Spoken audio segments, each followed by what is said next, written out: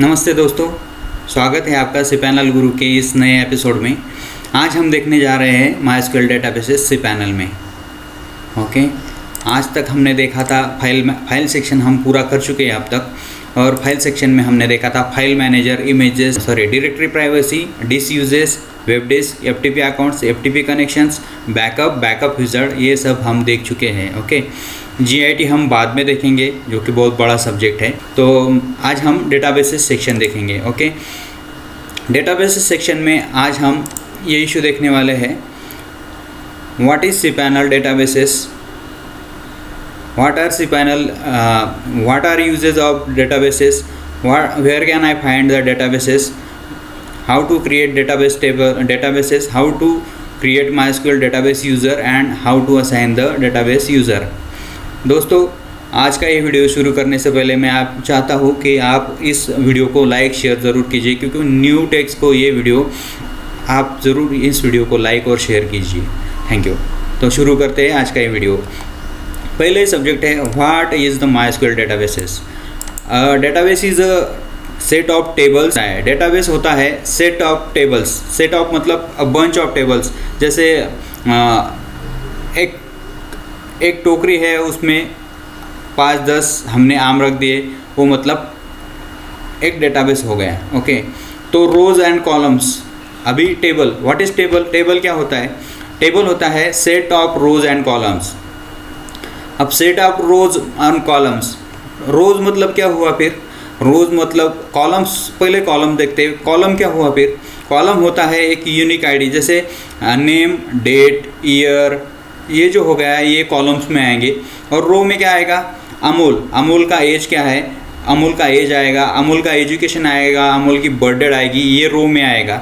और कॉलम्स में आएगा नेम, एज, डेट, ऐसा। ओके, तो this is rows and column.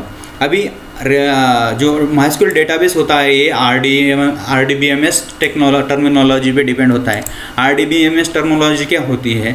इसमें डेटाबेस में आप टेबल्स को इंटरकनेक्टेड होता है, जिसमें लगती है प्राइमरी की। प्राइमरी की क्या होता है? प्राइमरी की मतलब यूनिक नंबर, मतलब रोल नंबर 1 2 3 4, ऐसा यूनिक की जो होता है वो प्राइमरी की कंसिडर होता है। फॉरेन की क्या होता है? फॉरेन की मतलब नाम हम ले सकते हैं फॉरेन की में, या फिर रोल नंबर नाम ले सकते हैं, या फिर बर्थ डेट ले सकते हैं, या फिर कोई भी फॉरेन की मतलब वो जो रिलेशन दिखाने वाला है दूसरे टेबल में वो। कंपाउंड की मतलब क्या होता है? ये दोनों का कॉम्बिनेशन मतलब कंपाउंड की। फॉरेन की और प्राइमरी की का कॉम्बिनेशन मतलब कंपाउंड की होता है। ठीक है, तो what are the uses of MySQL databases. MySQL के डेटाबेसेस के यूजेस कहाँ होते हैं? हर PHP एप्लीकेशन जो यूज़ होता है दोस्तों आज की डेट में, हर PHP एप्लीकेशन जैसे जुमला हो गया, वर्डप्रेस हो गया, ये जो cPanel में आप बहुत सारे एप्लीकेशन देखते हो, या फिर सारे के सारे एप्लीकेशन देख लो आप cPanel के, वो कोई ना कोई डेटाबेस यूज़ ही करते हैं। लेकिन आज की डेट में MySQL ही यूज़ करते हैं।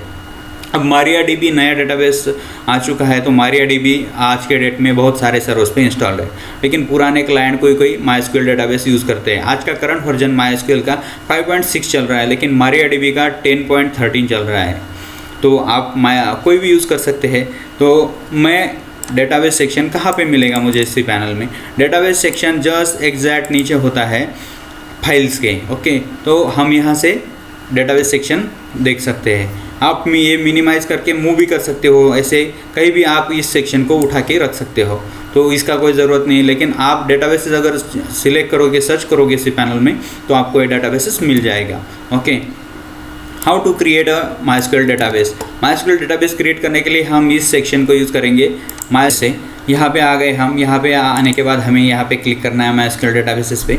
मैं यहाँ पे डालूँगा एक नाम, जैसे ABCD। ओके, मैं ये ABCD क्रिएट कर रहा हूँ। मैंने ABCD अभी क्रिएट किया, तो यहाँ पे प्रीफिक्स आता है दोस्तों। बाय डिफ़ॉल्ट ये cPanel का यूज़र नेम अंडरस्कोर होता है, बाद में आपने जो डिज़ायर नाम दिया होता है डेटाबेस का वो होता है। ओके, गो बैक बोलते हैं यहाँ पे, तो हमें डेटाबेस सेक्शन में कितना डेटाबेसेस है वो दिखने लग जाएगा। ये मॉडिफाई डेटाबेस, चेक डेटाबेस और रिपेयर डेटाबेस हम बाद में देखेंगे। ओके, तो यहाँ पे करंट डेटाबेसेस, जो कुछ भी cPanel में डेटाबेसेस है वो यहाँ पे डेटाबेसेस दिख रहे हैं आपको।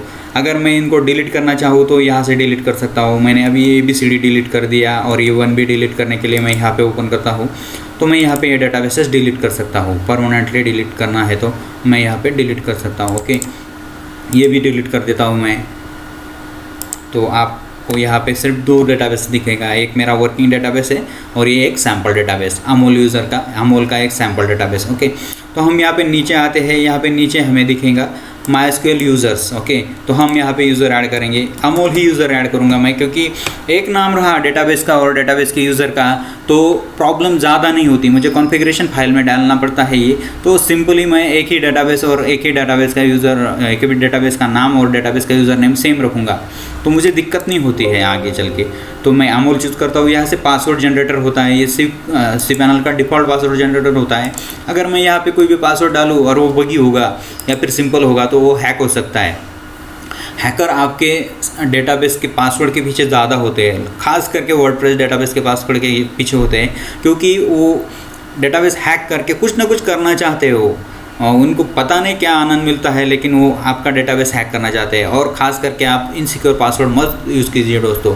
इनसिक्योर पासवर्ड टेट database, info database, user, admin, ऐसे जो नाम होते हैं वो मत यूज़ कीजिए, क्योंकि वो यूनिक नेम होते हैं। यूनिक मतलब अगर मेरा वेबसाइट है मैं एडमिन यूज़ करूँगा, किसी और का वेबसाइट है वो भी एडमिन ईमेल यूज़ करेगा। इन्फो एडमिन इन्फो होता है, एडमिन होता है, और सपोर्ट होता है, बिलिंग होता है, सेल्स होता है। ऐसे ईमेल एड्रेस हैकर लोगों के टारगेटेड ईमेल एड्रेस होते हैं, या फिर डेटाबेसेस भी टारगेटेड होते हैं, क्योंकि वो यूनिक होते हैं और हर जगह वो यूज़ होते हैं, यूज़ करते हैं लोग आज भी उनको।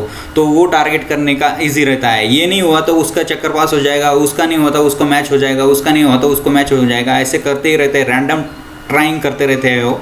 तो इस पे कभी ना कभी आपका डेटाबेस हैक हो सकता है। तो नाम ऐसा रखिए जो यूनिक मतलब सिमिलर ना हो, यूनिक हो, ऐसे ही कीजिए। या फिर यहाँ पे आप कुछ भी डाल सकते हैं अंदर 1 2 3 4 या फिर XYZ ऐसे ही डाल सकते हैं। तो पासवर्ड मैं यूज़ करूँगा सिस्टम जनरेटर पासवर्ड। मैंने यहाँ पे डेटाबेस का पासवर्ड कॉपी कर लिया है। इसको अगर आप एडवांस ऑप्शन में देखोगे तो आपको पासवर्ड क्रिएट करने के बहुत सारे तरीके मिल जाएंगे। मतलब आप लोअर केस चाहते हो, इसमें एडेड नंबर चाहते हो, सिंबल चाहते हो, अपर केस चाहते हो, जैसा चाहते हो। लेंथ आपको 10 से 18 तक का लेंथ यहाँ पे मिल जाएगा। अभी ये जो है 12 का लेंथ है, मैं अगर इसे 17 का कर दूँ तो 17 का लेंथ करेगा ये। जनरेट पासवर्ड बोलूँ तो 17 का लेंथ क्रिएट कर लिया इसने। अगर इसमें नंबर भी डालूँ, सिंबल भी डालूँ तो देखिए कैसा बड़ा बड़ा पासवर्ड हो जाता है ये। ओके, तो ऐसे पासवर्ड आपको यूज़ करना है दोस्तों। मैं ये पासवर्ड यूज़ करूँगा और यहाँ पे क्रिएट अ यूज़र, जब तक ये ग्रीन सिक्योर ना होगा आपका पासवर्ड तब तक ये ग्रीन नहीं होएगा। मैंने यहाँ पे क्रिएट यूज़र कर दिया है। ये सेव करने को बोल रहा है, मुझे ज़रूरत नहीं इसका सेव करने का, क्योंकि मैं ये अभी यूज़ नहीं करने वाला हूँ किसी फाइल में। आपके लिए सिर्फ ये डेटाबेस क्रिएशन वगैरह दिखा रहा हूँ मैं। यहाँ पे अपना एक यूज़र क्रिएट हो गया है। यहाँ पे आप अगर नीचे आओगे तो आपको यहाँ पे यूज़र दिखेगा, करंट यूज़र। आपने देखा था करंट डेटाबेसेस, करंट यूज़र नीचे होगा। अभी एक क्वेश्चन आता है हमारा कि ये डेटाबेस कनेक्शन करना है हमें वेबसाइट पे, तो कैसे करें? सिर्फ डेटाबेस और डेटाबेस का यूज़र नेम से होगा क्या? नहीं होगा।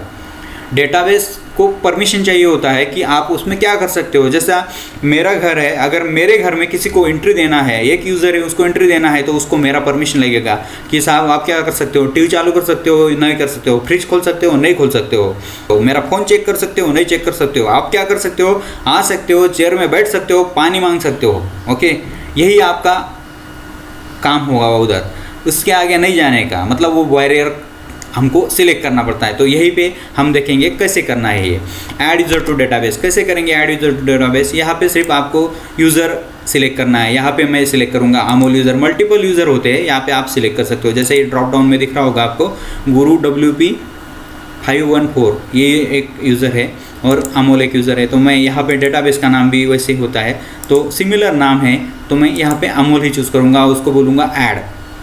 ओके, तो यहाँ पे प्रिविलेजेस टेबल आ जाता है। प्रिविलेजेस में कौन सा आपको प्रिविलेजेस असाइन करना है यूज़र को, वो सारे यूज़र यहाँ पे दिखाई देते हैं। जैसे मैनेज यूज़र प्रिविलेजेस। ओके, किस यूज़र के लिए? अमोल, गुरु_अमोल के लिए। डेटाबेस कौन सा है? गुरु_अमोल डेटाबेस है। तो कौन से प्रिविलेजेस मुझे देने हैं ये डिफाइन करता है आपके कोड पे, आपके डेवलपर पे, और उनको क्या क्या कर सकता है, क्या नहीं कर सकता है। मल्टीपल यूज़र्स आप एक डेटाबेस को असाइन कर सकते हो, एक डेटाबेस आप मल्टीपल यूज़र्स को असाइन कर सकते हो। ओके, वाइस वर्सा ऐसे ही चलता है। एक डेटाबेस मल्टीपल यूज़र्स को असाइन आप कर ही सकते हो। ओके, तो मैं यहाँ पे अभी आपके लिए ऑल लूँगा, क्योंकि मुझे कोई पता नहीं डेटाबेस का ज़्यादा, तो मैं ऑल यूज़र लेता हूँ।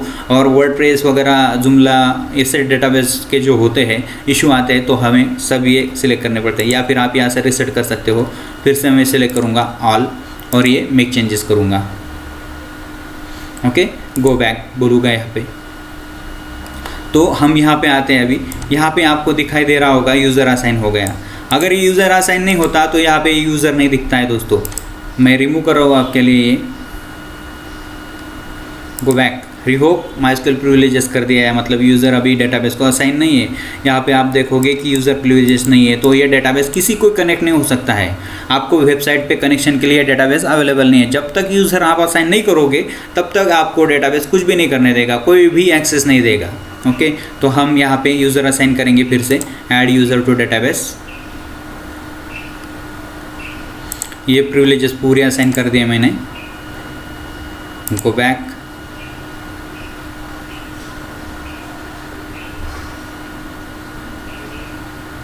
ओके, तो यहाँ पे यूज़र आ गया दोस्तों। अगर आप यहाँ पे क्लिक करोगे तो आपको सिंपली यहाँ पे यूज़र दिखाई देगा और उसके प्रिविलेज दिखाई देंगी। ओके, तो ये हो गया अपना डेटाबेस को यूज़र कैसे ऐड करते हैं। Okay, how to assign. अभी ये चेक डेटाबेस और रिपेयर डेटाबेस क्या है ये देखेंगे। ये चेक डेटाबेस जो है आप इससे चेक कर सकते हो डेटाबेस। ये यूटिलिटी फ्रीली अवेलेबल है इसी पैनल में, तो आप इसे चेक कर सकते हो। चेक करने के लिए यहाँ पे डेटाबेस फ्री है दोस्तों। फ्री मतलब इसका कोई आपको चार्ज नहीं पड़ेगा, लेकिन हाँ लिमिट होते हैं। अलग अलग होस्टिंग प्रोवाइडर आपको डेटाबेस का लिमिट होता है। जैसे जो छोटा प्लान हो या बड़ा प्लान हो उसमें 5 डेटाबेस, 10 डेटाबेस या फिर 2 डेटाबेस ऐसे भी असाइन होता है। तो आपको वैसे लिमिट में ही डेटाबेस क्रिएट करना पड़ता है। ओके, तो ये हो गया रिपेयर। ये टेबल चेक करती है, यूटिलिटी सारे टेबल चेक करती है, इसमें कोई प्रॉब्लम तो नहीं है। यहाँ पे WooCommerce के टेबल्स वगैरह ऐडेड है तो वो चेक किया है इसने। अगर मेरे डेटाबेस में रिपेयर चेक करते समय कोई एरर आया होता तो मैं यहाँ से ये वो रिपेयर डेटाबेस यूटिलिटी यूज़ करता। अगर मैं आपको करके दिखाऊँ तो ये करके दिखाता हूँ मैं आपको रिपेयर डेटाबेस, क्योंकि इस टेबल में डेटा है तो ये रिपेयर के लिए अवेलेबल है। ये रिपेयर, उसमें कुछ प्रॉब्लम ही नहीं था तो रिपेयर ही हुआ है। ओके, तो ये था दोस्तों यूज़र असाइन करना। और अगर आपको डेटाबेस यूज़र का पासवर्ड चेंज करना है आपको, मैं तो भूल गया, मैंने जब यूज़र क्रिएट किया तो पासवर्ड कॉपी नहीं किया था दोस्तों। तो अब मैं क्या करूँ, मुझे तो डेटाबेस यूज़र को असाइन करके वेब पेज में कनेक्ट करना है, कॉन्फ़िगरेशन फाइल में डालना है। तो मैं यहाँ सिंपल नीचे आऊँगा बॉटम के सेक्शन में और यहाँ पे पासवर्ड चेंज का ऑप्शन है, गुरु_अमोल यूज़र को। तो मैं यहाँ से पासवर्ड फिर से जनरेट कर लेता हूँ दोस्तों। ये पासवर्ड मैंने आप कॉपी कर लिया, यहाँ पे टिक किया, यूज़ पासवर्ड बोला और ये पासवर्ड मैंने चेंज कर दिया दोस्तों। आपको इसके बाद कोई यूज़र डेटाबेस को रीअसाइन करने का ज़रूरत नहीं। यूज़र ऑलरेडी असाइन है, हमने सिर्फ पासवर्ड चेंज किया है, बाकी कुछ नहीं किया है। ठीक है, तो आपको ये रीअसाइन करने का ज़रूरत नहीं है। अभी how to delete the database, आप यहाँ से सीधा क्लिक करके डिलीट कर सकते हो डेटाबेस। यहाँ पे रीनेम भी ऑप्शन है दोस्तों, लेकिन आप रीनेम मत कीजिए डेटाबेस को, क्योंकि आपके कॉन्फ़िगरेशन फाइल में आपको चेंजेस करने पड़ेंगे। आप अगर डेवलपर नहीं हो या फिर आप टेक्निकली स्ट्रांग नहीं हो तो आप रीनेम मत कीजिए, क्योंकि आपको ये फाइल ये जो डेटाबेस है, डेटाबेस का यूज़र नेम है, रीनेम करते हुए आपको तकलीफ हो सकती है, क्योंकि आपके कॉन्फ़िगरेशन फाइल में ये डेटाबेस का यूज़र असाइन होता है और आपको वो प्रॉब्लम देगा। डेटाबेस का यूज़र आपको फिर से असाइन करना पड़ेगा या फिर से वो कॉन्फ़िगरेशन फाइल में जाना पड़ेगा, या फिर आपको टेक्निकल प्रॉब्लम आएगी। तो आप रीनेम मत कीजिए डेटाबेस को। ओके, और डिलीट भी मत कीजिए बिना बैकअप के। बैकअप कैसे करेंगे आप डेटाबेस का, मैंने आपको बैकअप लिमिटेड में दिखा दिया है। आप यूट्यूब में जाके सी पैनल की गैलरीज में जाकर, सी पैनल की प्लेलिस्ट में जाके बैकअप देख सकते हो। वहाँ से कैसे बैकअप लेना है आपको डेटाबेस का, वहाँ मैंने पूरी तरह डिटेल में बता दिया है। तो आप वो वीडियो ज़रूर देखिए अगर बैकअप लेना है आपको। और इस वीडियो में अगर आपको कोई भी दिक्कत लग रही है डेटाबेस सेक्शन में तो आप मुझे कमेंट सेक्शन में ज़रूर बता सकते हैं। आपका एक कमेंट दोस्तों मेरे लिए मोटिवेशन का काम करता है। So please share, comment. Thank you.